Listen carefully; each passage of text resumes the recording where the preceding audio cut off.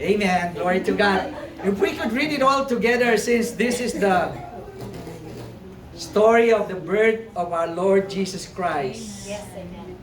You can read along with me. In those days, Caesar Augustus issued a decree that a census should be taken of the entire Roman world.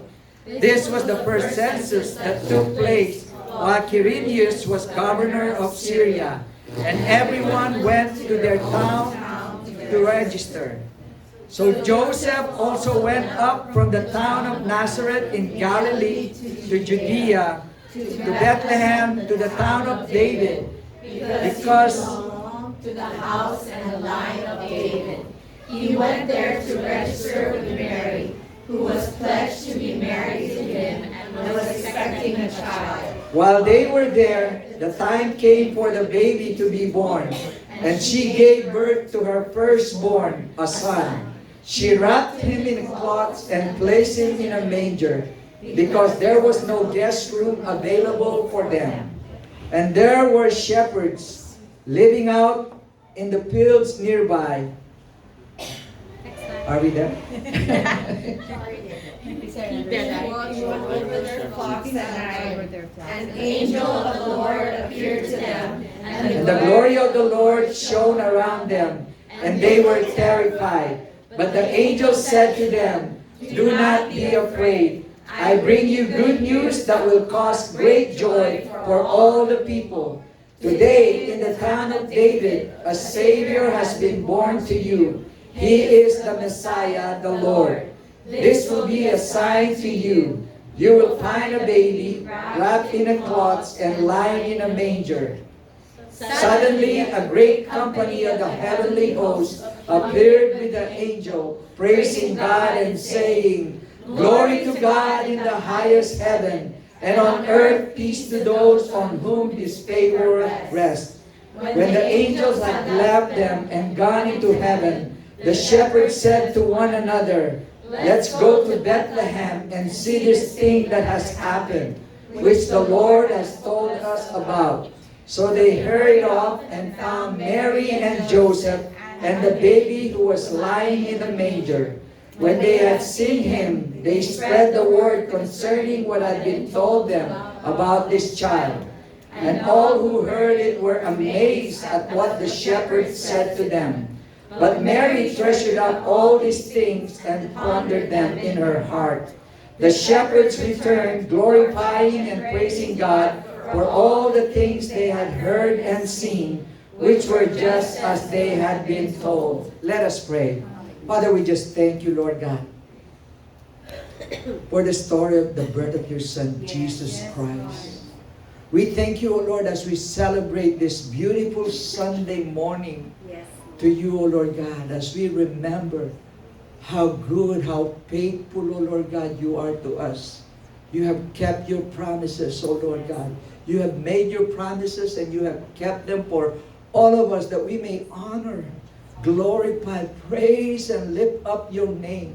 And this morning, O Lord God, as we, O Lord, dig deeper into the story of the birth of your Son, Jesus Christ, may we learn, O Lord God, to really appreciate, O Lord, and reflect your great love for each and every one of us. You are awesome in this place, O Lord God, and we ask that you anoint each and every one of us, that we may only hear the very word that you would like us to hear, that you may change and transform our lives into the life that you would like us to live for your glory, for your praise. We just thank you this morning that we had the privilege to, oh Lord God, listen to your living word. Help us, O Lord Jesus. Holy Spirit, be with us. Hide us behind your cross, Jesus, that we may only, Lord God, look up, O Lord God, to the very word you want us, O Lord God, to get. We honor you and we praise you this morning because you are here, watching over us, hearing our prayers, O Lord God, and listening, O Lord God, to our hearts.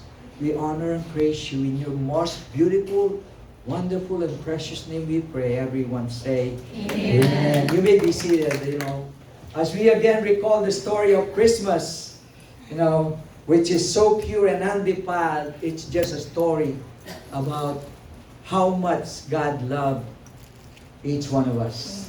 Amen? Because the eternal became temporal. The invincible became visible. The infinite became touchable.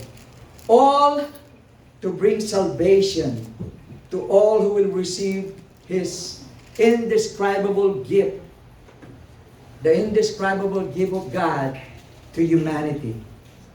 So many people said it's the most wonderful time of the year. You know why? Because it is His birthday, right? Amen. His birthday, which is the center of human history. And as we gather to reflect on this most incredible story ever told, the birth of our Lord Jesus Christ, Christmas is not merely a season of lights, gifts, songs, Christmas carols, and tradition. It is the celebration of God stepping into human history, clothed in flesh, born in humility, to bring salvation to the world. So how should we celebrate Christmas? Should it be a non-stop party, In our street, there's so many non-stop party in each house. Or should be family gatherings? Should be with gifts or plenty of blinking lights? Or should be with carols and candles? All this can be good. But our text shows us something deeper. True celebration is not found in outward festivity. And as Christian, we celebrate Christmas in a very special way. Just for time, I would like to suggest 4, ways on how to celebrate Jesus' birthday based on our text this morning. We celebrate Christmas first by sharing the Savior of the world with others. In verse 17 of the text we just read, it says, when they had seen Him, they spread the word concerning what had been told about this child. Share the Lord. Tell your neighbor. Share the Lord. Share the Lord with others. When this shepherd saw the angelic message confirmed, this lowly shepherd became the very first messenger of God's word. They saw and they shared. They were the first to bear witness to the Savior's birth. They were the first to know who God would choose such a lowly shepherd to spread the good news of His coming in this world. So do not ever feel that you are so unworthy, so uneducated, not, able to share the Lord Almighty, because God can do what He wants to do. He uses these lowly shepherds to share the good news to what? To all people. For some reason, back then, shepherds were not permitted to testify. They were not permitted to testify in court. That is their culture. But God used some of this humble shepherd to be the first human witnesses that the prophecy had been fulfilled and the Messiah had been born. Then the angels never experienced the grace of God. It is the shepherds that experience, so they can bear witness. Likewise, we too can be a witness about our Savior. Telling others about the Savior is our obligation. Tell your neighbor, it's our obligation. It's our obligation. As well as our great privilege, because we who are believers must obey, the Great Commission. Amen? The shepherds made widely known the saying which was told concerning this child. They were to make Him known to those around them and help them understand that truly they witnessed the birth of the Messiah. The shepherd met Jesus in a crib. And based on their belief, because there was this Gabriel, the angel, who told them that there's the good news about Jesus Christ. The shepherds were the very first New Testament evangelists because they were focused on their mission to tell others about the birth of the Savior.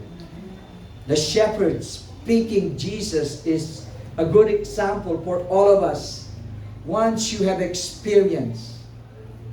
personally experienced the love of God in your life, once you experience it with your heart, you don't have any excuse but to share Jesus to others.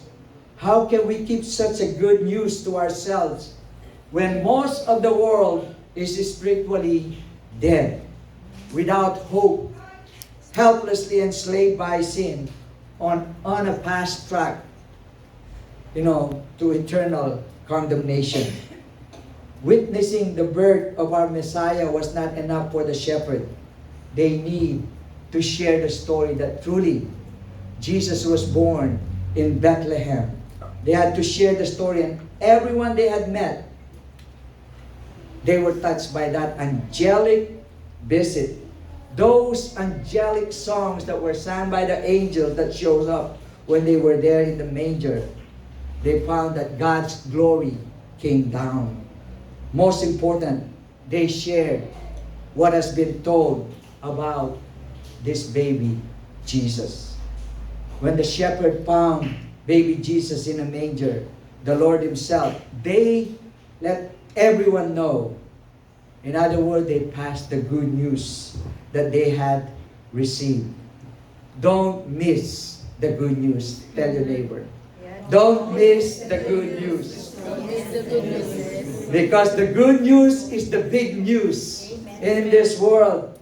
What did they make known? They make known this spectacular experience that they experienced regarding the birth of our Lord Jesus Christ. Christmas is about God's plan, not ours. Incarnation is the message. Christ came down, entering a broken world with compassion, not condemnation. So to share the gospel at Christmas is to mirror that same approach. You step into others' lives, not as a judge, but as a friend. Not as a righteous or holy person, but as a witness of God's goodness. The best evangelism looks like incarnation. Amen? Amen. Showing up, caring, and letting your life reflect, the light of Christ. As people of God, we experience His kindness. We experience His goodness. We experience, Him giving us so many chances. And when people see that in our life, they will begin to wonder about where it is coming from. It is coming from the touch of the Lord Jesus Christ. This Christmas, pray to be sensitive rather than strategic, because a lot of people, they strategize on how can they share, but just be sensitive to the need of those around you. Ask God to make you discerning to every opportunity. Be patient. A lot of people, they said, Lord, give me patience right now. No, be patient in timing and gentle when you speak about sharing God's Word. Look for ways to meet people's need. Share the joy and express the hope of what Christmas is all about. When someone opens door for you to have a deeper conversation, grab that opportunity. Step to it humbly, trusting that the Holy Spirit to help you with every word and action that you will do. I know Christmas is so commercialized and so many of this materialistic thing that is going on, but the authenticity of this season is by representing the peace and generosity of our Lord Jesus Christ. We proclaim the gospel more clearly than any argument we could ever have. The real meaning of this special day is summed up in the words of the angels that were spoken in verse 10 and 11 of our text when he said to them, "Do not be afraid. I bring you good news that will cause great joy for all the people. Today, in the town of David, a Savior has been born to you, who He is the Messiah, the Lord." Like I said, don't miss the big news. Don't miss the good news. Don't miss sharing your Savior to the world, to those people who needs it the most. There are so many opportunities available during this season, and sharing faith during Christmas works best when it grows out of a real relationship. I know our best witness is how we live. So if you have a relationship with your co-workers, co-student, whatever, your neighbor, real relationship grows from there. Invite them, but don't insist. Give them meaningful gifts.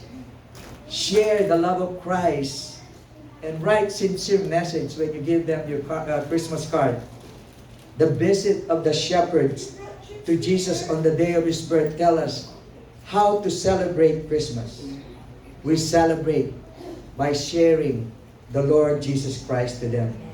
Last Wednesday was our last DYA visit for the year 2025. And there were so many hurts, so many pains, so many brokenness, so many things. And, on those clients that were there, these young people need the Lord. And we thank God for the opportunity that we were able to share the nativity film, that very much similar to what we just read on Luke chapter 2 verses 1 to 20. We are able to share to these young people. So many people need the Lord. And unless we take this opportunity to share about our Savior, we will miss this great opportunity on this season. The reason for the season is our Lord Jesus Christ, the Savior of the world. Yes. My second point for us to celebrate Christmas is by keeping your sense of wonder for having a Savior. Verse 18 tells us, "And all who heard were amazed at what the shepherd said to them." It's a wonderful time that we have Bible study every Monday morning or Monday evening. And there's so many questions that we've been asking for, because so many things in the Word of God are beyond our comprehension. It just make us wonder and be in awe of what did God said. And the more we are keeping that sense of wonder, the more we get excited to know about the Lord. The truth that God became man is, amazingly wonderful and mysterious. The Lord God Almighty came down here to be just like you and me. The coming of Jesus into this world represents a truth that is more profound than anything else. And no one can really explain this wonderful, awesome mystery. All of the great thinkers of the world together could never produce anything remotely close to the wonder and depth revealed in the message of this word. He came. Tell your neighbor, God came for you. God came for you. God came for you. Amen. God came for you. It's something new that happened. God became like us to understand our situation. Amen. To sympathize with us. To know how we feel. To know how we are broken, how we are hurt. by our sins. He was chastised. He was pierced for our iniquities. He was broken. He came for us. He became like His own creatures. An event that is unparalleled, unheard of in the fullest sense of the world. The God who fills the universe imploded to become a baby who, like every infant who ever lived, had to learn to grow, to walk, to eat, to dress, to write, to speak. Instead of overseeing 100 billion galaxies at once, He's just now looking at that narrow street in Nazareth, a piles of rock in the Judean desert, and the crowded street in Jerusalem. If that is not wonderful and amazing to you, I don't know what is. Who could ever come up with that? Who could ever originated that God Himself became like us in order to sympathize with us? I don't know what you think when you hear all of these words about Him, but it is over my head. Because truly, it is so wonderful and amazing to realize how much God loved us that He became like us. The Savior of the world, born in a straw, the Lord of glory, laid in a feeding trough. The one who holds the universe was held by this young lady in her arms. But when you look at that baby Jesus in the manger, remember that baby Jesus is the Lord God Almighty, the Lord of glory, born as one of us. That is so awesome and wonderful. It is the wonder of Christmas. That is so something to wonder about. It never happened before, and it will never happen again. Jesus became like us. He had a human family. In fact, a very young family, because I think Mary was just so young at that time, and Joseph was not even 20 years old at that time. But He became like us.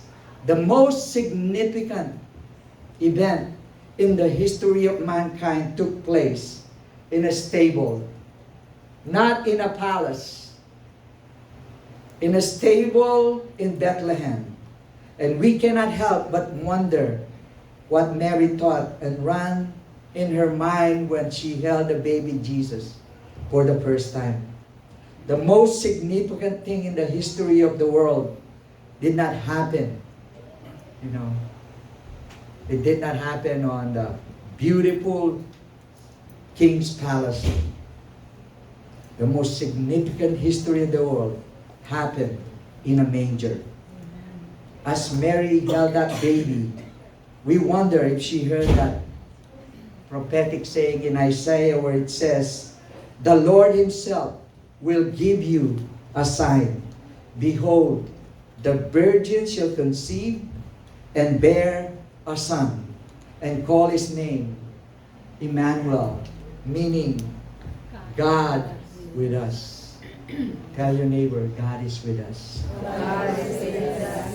The Lord is with us. God is with us. Isn't that awesome? Isn't that wonderful?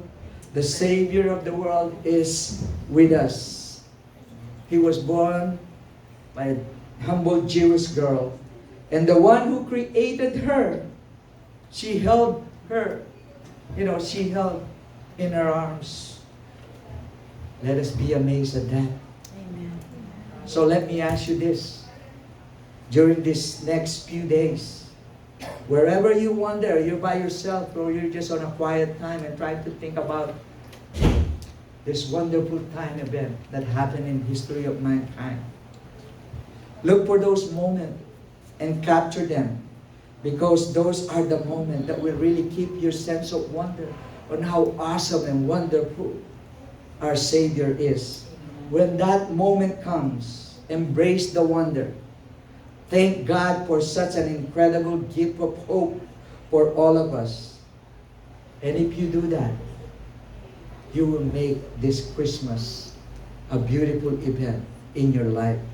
I want to encourage you, if you haven't done so, if you have not invited Jesus in your life to have a very beautiful Christmas, you need to invite Him in. Open your hearts to the Lord. Make a moment in your life and decide. Because you know what? He will not come in unless you invite Him in. He came, but He never pushed to say, oh, let me go to your house or let me be in your life. It is up to you. It is up to you. When you say to the Lord, Lord, come into my heart, and that is when the time that He will do it. You don't tell Him, He says, Lord, come back next year. I'll just receive you next year. Today is the day of salvation. Amen. Those are the answer we give. Next time. Or not now. Maybe later. But that is the answer of the world. But Jesus wants, us to recognize that He wants to be with you. He wants to help you. He wants to tabernacle in your life. He's always willing to come in if you open your heart and your life to Him. Don't miss the wonder of Christmas this year. It begins when you have Him in your heart. Jesus is the wonderful counselor. I know so many people need some specialists to counsel them on all so many things, but if you have Jesus, you have a wonderful counselor. If you're scared, you have a mighty God, an everlasting Father. And if you're troubled and anxious on so many things, you have the Prince of Peace. If you have Jesus in your life, let God be your desire, the object of our desires, because He is the source of life, the giver of all good things. So at Christmas, we are reminded that the God of this universe, the very same God who spoke everything into existence and continued to hold all things together, out of His love for us, came to this earth as a baby to Joseph and Mary, as a self-sacrifice that will lead to our restoration and our relationship back with God. If that is not truly wonderful and amazing to you, I don't know what else is. The third way that we can celebrate Christmas is by reflecting on the kindness of God. God's been so good to me. Tell that to yourself. God's been so good to me. Thank you, Lord. Verse 19 of our text, it says, Mary treasured up all these things and pondered in her heart. If you're feeling down, if you're depressed, if you're lonely, if you're broken, if you're hurting, reflect on the kindness of God. And that is the proper way for us to celebrate this birthday. Reflecting on the kindness of God. I know many people enjoy the gifts. Even though some of them were recycled, we enjoy the gifts. Because, even those who have everything, would be so happy if you give them something. That's not right? But it is so true. We can enjoy the parties. We can enjoy all those special price buffet. All these things are nice. All these things are good. But don't forget to reflect on the true meaning of Christmas all about. Christmas in your life as a believer is that, reflecting on the kindness of God. And as you reflect on the kindness of God to your life, your relationship with Him will grow deeper and better. You will thank God more and more. Thank God more and more for sending His Son to be born in Bethlehem so that we could live a joyous life, a righteous life, an overcoming life, a victorious life. The birth of Jesus in a humble manger exemplifies the lesson of Christianity. Christmas reminds us that greatness does not always come in grandeur, and that true joy and strength lies not in wealth or status, but in humility, simplicity, and authenticity. Celebrate by reflecting the kindness of the Lord, and celebrate by extending the kindness of God to others. Christmas calls us to pause and recognize that the most meaningful experiences are often the most simplest ones. The joy of being with loved ones, the beauty of sharing with friends, the serenity of quiet moment. These are all good. These are gifts that nourishes the soul, but humility teaches us to value those that are intangible over the material, the internal over those we can see. It is an invitation for us to step away from the distraction the world that want us to connect to, but to truly reconnect back to God. In a world obsessed with consumerism and outward successes, the humility of Christmas offers an antidote for us to return to our senses and to focus on what we can offer the world from a place of authenticity in our heart.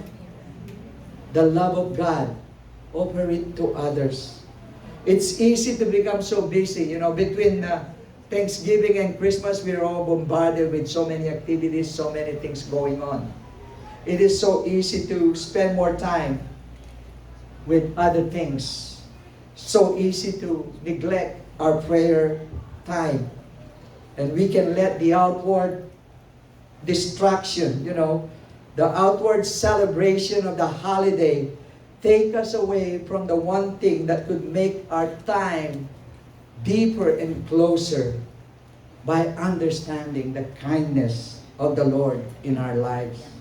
So as we celebrate, let's not forget the deeper spiritual meaning that underlies this event. Christmas is not just a time of celebration, but a time for transformation. Both personally and as a family, collectively. By appreciating and reflecting the kindness of God, we can make our world a loving, kinder, more compassionate, and more hopeful place to be. Christmas is a joy that breaks fear. Christmas are the lights that shine brighter in our dark circumstances. Christmas is a great joy that cannot be contained. It is the good news for all people. It's so universal because Christmas is God's kindness to the world. Amen? And lastly, we celebrate Christmas. Can we all read it all together?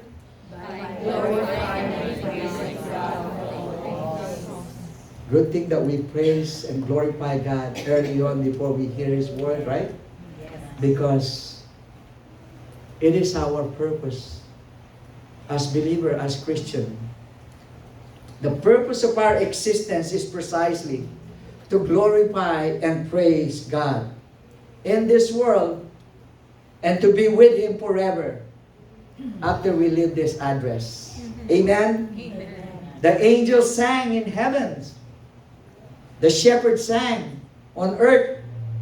And we, as a church, sang together, worshiping, praising, and glorifying God today.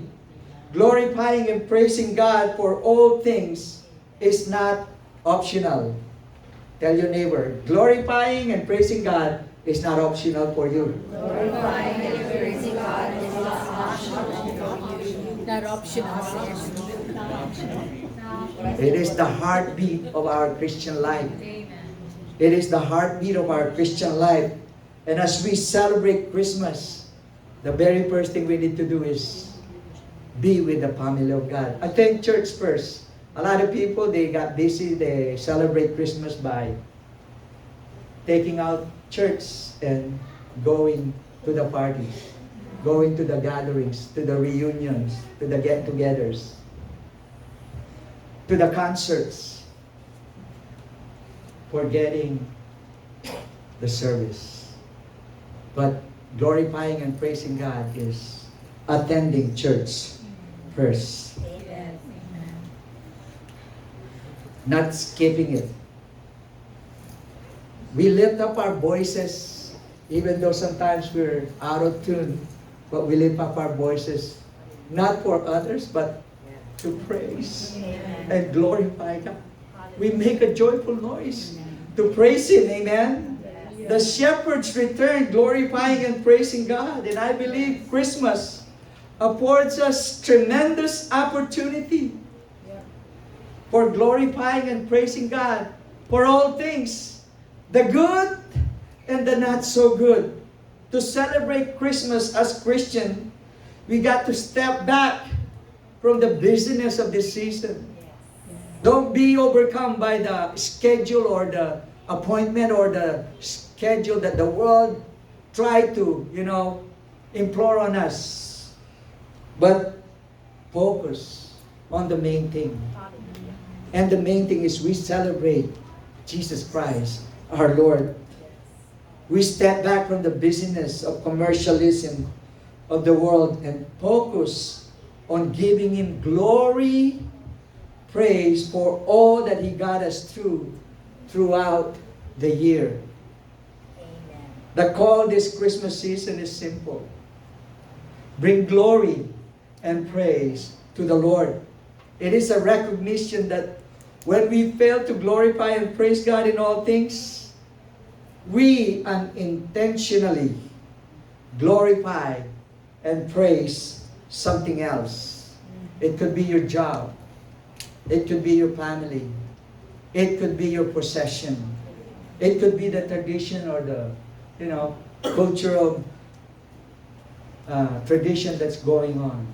It could be that short happiness that you will feel because you were with people, with someone else that do not worship or glorify God.